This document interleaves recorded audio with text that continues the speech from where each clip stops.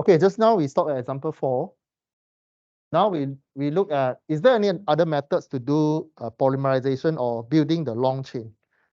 So the first step is called stepwise polymerization.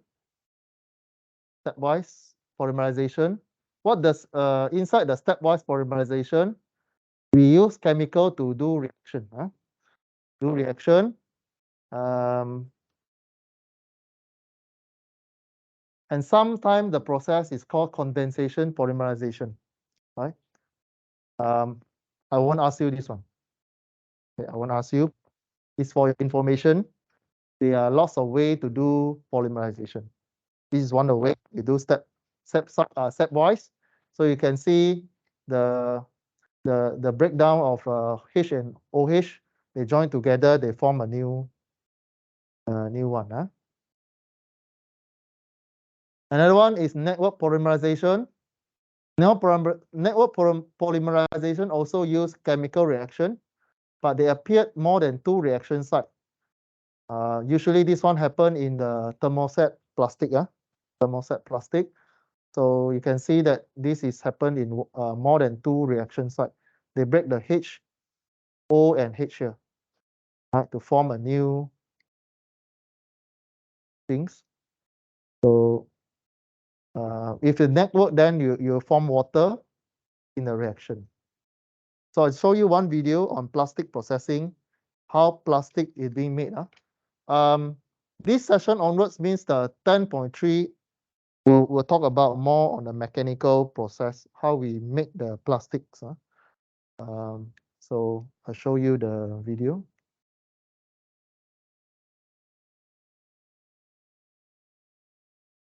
So this one is on the industrial size.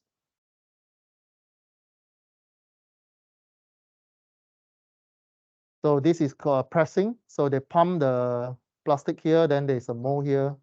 Right? This is extrusion. So they pull the plastic and then cool down the thing.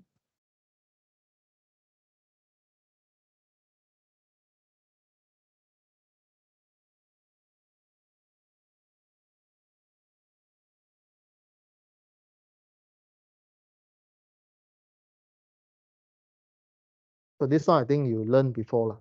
It's also the one of the process we learned.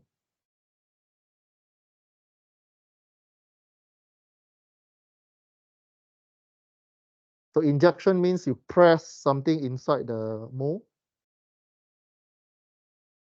Mechanically, you use screw mechanism to push the material from one side to another side.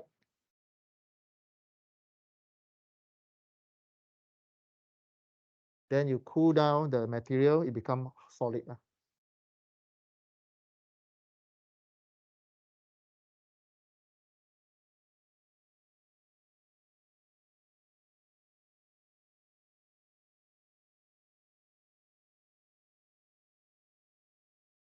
Then another one is extrusion.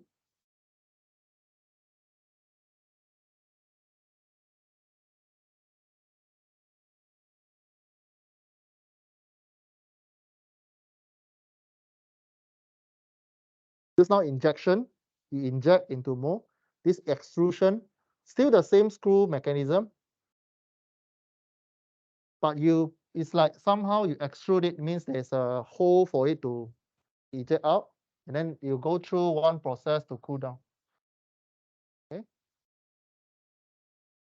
When you inject, this is extrusion.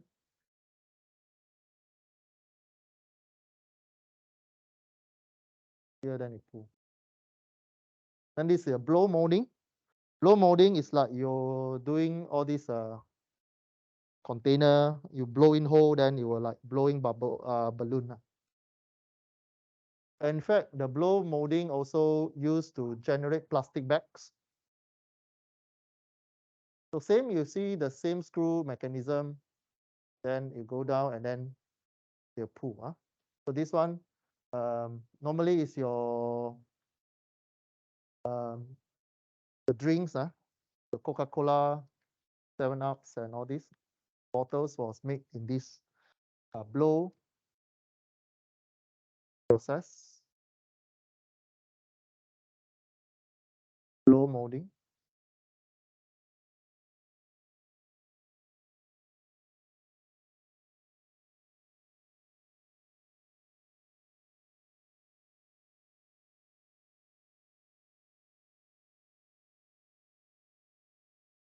So this is more interesting for mechanical student, where you study how to make the process. Right?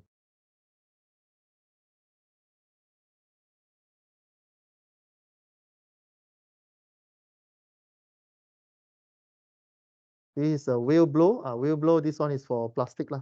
The plastic bags on all this.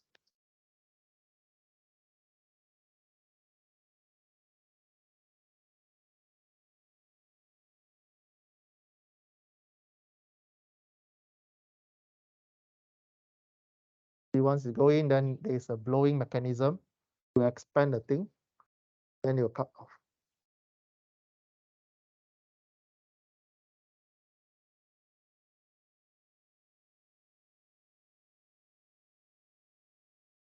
Then you can also use co-extrusion, means there is a parallel, different material. Then your container will have a loss of layer.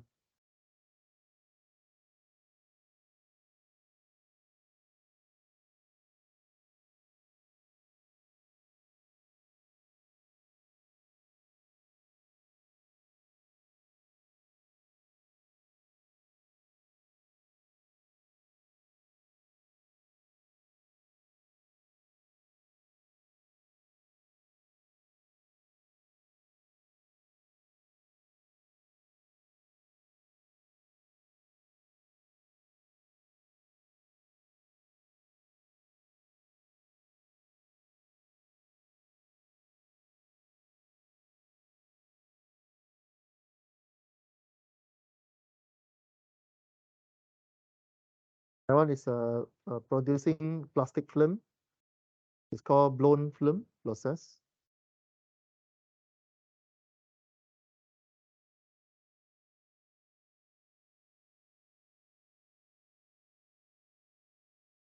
Then there is a hollow thin sheet of paper, thin sheet of plastic, then roll down. Then you do the cutting. You'll be cutting over here, or this in a row.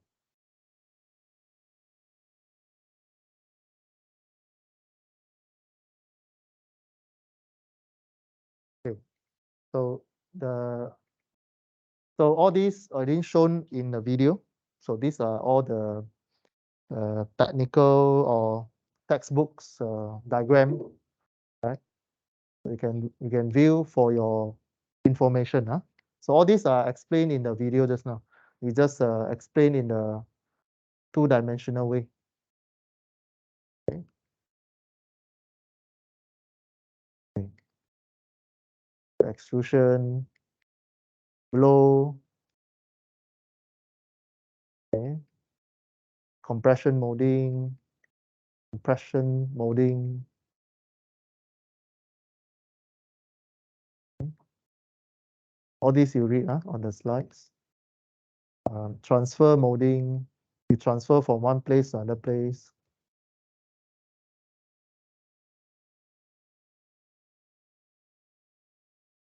Okay, this one is thin film, the one that blow and then become a thin sheet. This is the basic properties of general thermoplastics. So again, you are studying mechanical engineering. Every time you see material properties, just pay attention to it, because that is the area we assess your competency and understanding in applying the knowledge. So you have a tensile strength and so on.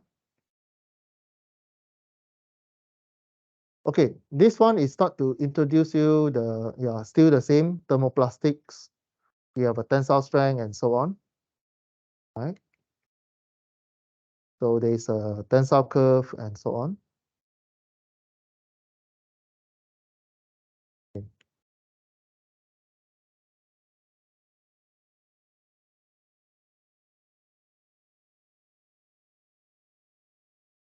Okay. The next one, we want to introduce you a property called chip. Properties called chip. is a ratio of initial applied stress to the strain. So this there's a test temperature, and then there's a creep modulus. This one is in imperial unit. Of course, you will see in the unit SI if this kind of question come out. So it depends on the test time exposed. Be careful on the unit that you use in your calculation. Okay, so this is the first equation after the break. So this equation is the stress relaxation under a certain strain. So you're given by decrease in stress with time. There's a formula to calculate stress equal to stress O. Stress O is the initial stress. E is the exponential value. Minus T is the time, relaxation time, and the strain. Okay, T divided by relaxation time. So, okay, later we'll look at this application of this formula.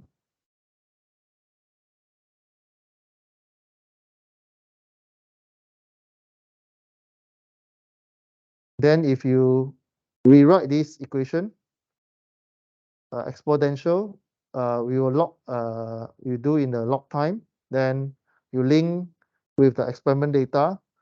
You can write is 1 over the relaxation time equal to CE minus Q divided by RT. Okay. Right? So T here is in Kelvin because your R value, your molar gas constant, is in Kelvin unit. 8.314 in Kelvin unit, Joule, mole, Kelvin.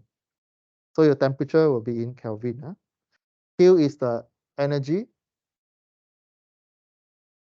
C constant normally will be given in the question. All right. So let's apply the equation. So if the relaxation time for elastomer at 25 degrees C is 40 days, well, 35 degrees C or the relaxation times is 30 days. Calculate the activation energy Q for this stress relaxation process. So you know that we have this formula, 1 over the relaxation time equal to C E minus Q divided by RT. Q is the energy needed, R is the constant, T is the temperature. So here you're given in Celsius, change Celsius into Kelvin because your R is 8 point something in Kelvin, right?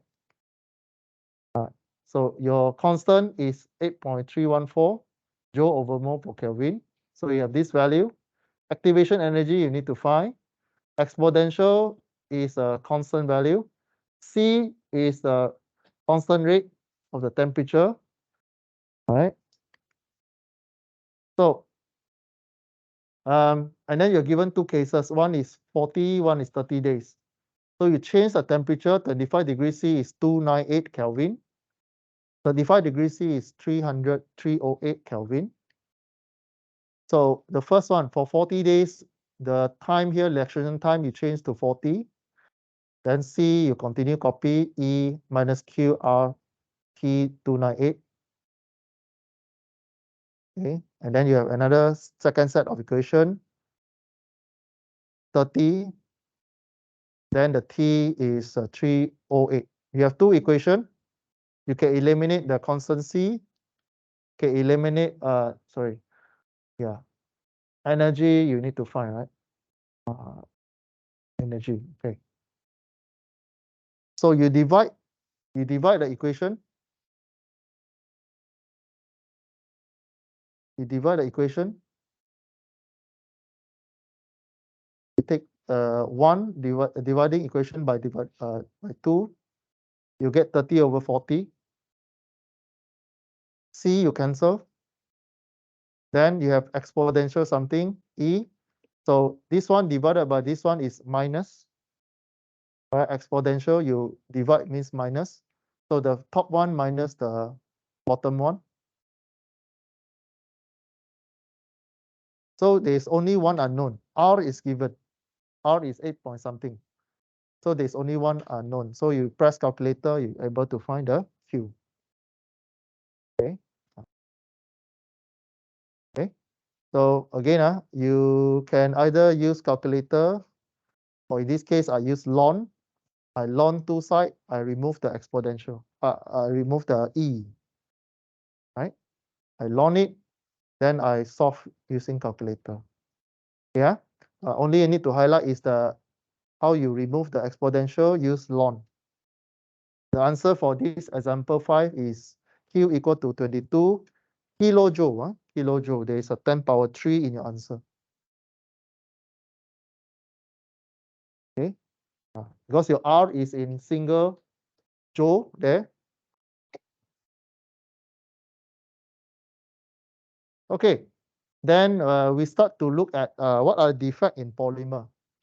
So previously in material defect, you already know what is vacancies, what is edge dislocation, for example, edge dislocation, what is vacancy? Vacancy is a hole, right? Then what else? Yeah, so all these are illustrated in one diagram.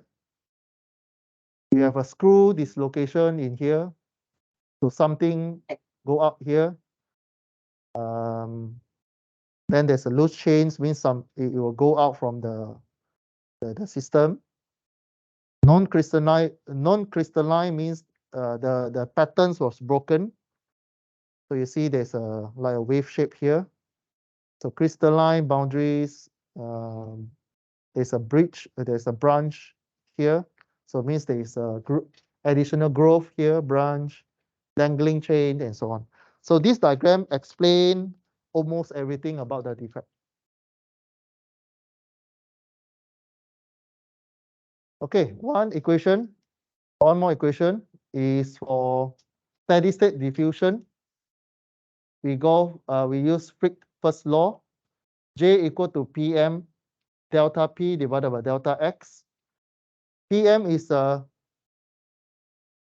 pre-malleability coefficient. J is the diffusion flux of gas through the membrane.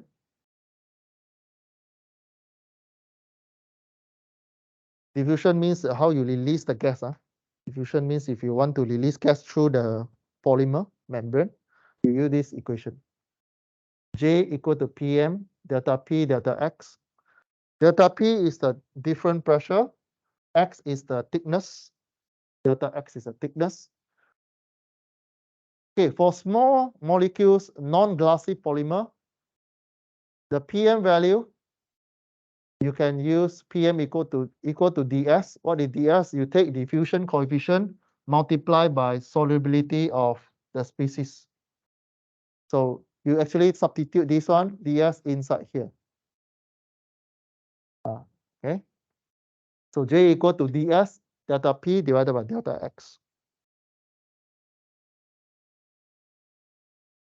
So when diffusion molecule species in gas phase, solubility S here, this S you can equal as a C divided by P. C is concentration of the species, species. P is a partial pressure, or you can say it's a pressure. So there's the S here, solubility, you take concentration divided by pressure. What is STP? You see unit in STP. STP is standard temperature and pressure. Standard temperature is what? 0 degree. You convert to Kelvin is 273. Standard pressure is what? One atmosphere. 1 atmosphere equal to 101.3 kilopascal. That is the standard pressure and temperature value. Okay. So the rest you can read from the PowerPoint slides. Okay. So if this kind of question come out, you'll see this table. So this table, you are reading the PM value. PM value, which is this one. Right? PM value, J equal to PM delta P delta X. So you're given different kind of material, you just read from here. So different concentration of gases will give you different PM value. Okay, penetration, you can read as a penetration value. So for example, we take PVC. PVC oxygen is 0.34, nitrogen is 0.0089. So means that in PVC, oxygen is more able to penetrate compared to nitrogen, and so on. Okay. So let's go through this example. Yeah. Then I think we call it a day. Okay. So this is a design problem. Yeah. Okay. This example is okay. Okay. Let's read. So this is a industrial problem, design problem. So we have clear plastic bottles used for carbonated beverage. It's made of the PET plastics. So the fizz in the pop results of a dissolved CO2 because PET is comparable to CO2. Pop stored in the PET bottle will eventually go flat if you store at a certain times. The 20-oz bottles of pop have CO2 pressure about 400 kilopascal inside the bottle, and CO2 pressure outside the bottle is 0.4 kilopascal. So we want to design something or propose to our boss if you're working in the F&N or you're working in the maybe medical industry, that you need to use plastics or PET polymer for your chemical. Assume condition is in steady state, calculate the diffusion flux of CO2 through the wall of bottles. Once we solve A, then B, if the bottle must lose a certain amount of CO2 before the pop test flat, means you know that carbonate drinks, they need CO2 for the taste. What is the shelf life for a bottle of pop? Assume each bottle has a surface area of 500 cm square and the wall thickness is so and so. Okay, so you're given a few parameter here. So you have a surface area, I mean the whole bottle surface area. You have 500 cm square and you have a thickness 0.05 meter cm. Then you are focusing on CO2. You have inside pressure, outside pressure. It's like your hydraulic class already, right? Your hydraulic, so you have inside, outside. So CO2, inside pressure is 400 kilopascal, outside is 0.4 kilopascal. It's about 100 times less than inside. So we want to find the diffusion flux. Diffusion flux is a PM. Okay, so A, diffusion flux J equal to minus PM delta P over delta X. Okay, so just give you a hint what is why negative here. Because if you take concentration and position, so position means what? Position means you are referring outside, right? So if your flux is moving to the X, your gradient will be negative. Your concentration will drop. The concentration will drop means if you move outside, the concentration will drop, right? So you have negative there. So you work on the equation J equal to minus PM. Change of pressure, you take pressure 2 minus pressure 1. Then there's a table there. Just now I show you the polymer, in this case PET. So you go and check PET, this one. PET, CO2, 0.23.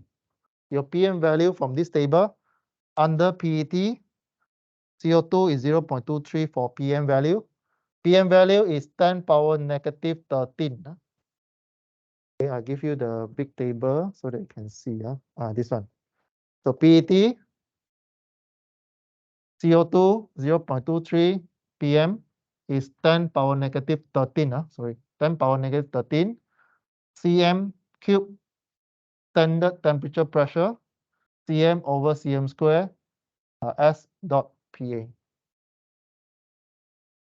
So continue with the question.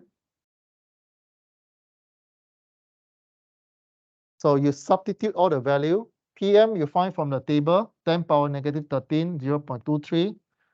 P 400 minus 400 kilopascal. Okay, so 0.4 equal to 400 Pascal, right? So 400 is outside, so you tell this is P2. This is P1. So P1 you have 400 kilopascal. So 400, 000, and divided by the X. X is the thickness of your wall here, 0.5 cm. So you try to put in cm because the unit that you use, you extract from the table is in cm. So you cm so that you can cancel the dimension. Okay. So all the rest is here is the calculation. There's nothing is missing here. So at the end, you get one number. J is 18.7 10 power negative 7 cm standard temperature pressure, cm square, and S. So you have that number for A. A, you calculate the diffusion flux already, is this value. Then B. B, there's a value, industrial value. It must lose 750 CO2, cm cube of CO2 before the pot tastes flat. What is the shelf life? Means what it take how long to reach this to lose this much of CO2 from inside the bottle here. Okay, so you know that this flux, you already calculate the flux already. Flux go out will be 1.8 10 minus 17. It will go out very, very slow. So you need to get this one. So flow rate flow rate CO2 through the wall bottle equal to J times A. The flow rate equal to J multiplied by the area. Okay, why area? We want to remove the bottom one here. Cm square is the area. So you multiply by area, you get the cm cube is a volume, change of volume in second. Volume per second is your Q. Is your Q that you use in your hydraulic line, right? So surface was given, so you multiply by 500. You take out the area here. You'll get your unit will be cm cube over second. Right? Your unit will remain as cm cube over second. This one is in standard temperature and pressure. So you get 9.10 power negative 5 cm cube per second. Now it tells you the bottom must lose 700 cm cube. So you have this one. So you take this one divided by this one, you get the time in second. You convert second into consumer readable unit, like how many months or how many weeks, right? So you divide, take 700 divided by this one, you get so and so second. It's actually 97 days point something, 97 point something. So, but you don't tell consumer like point something, you just tell the round up numbers. So you tell to the production or your sales agent saying that, or you for the food safety, you will remove from the shell after 3 months.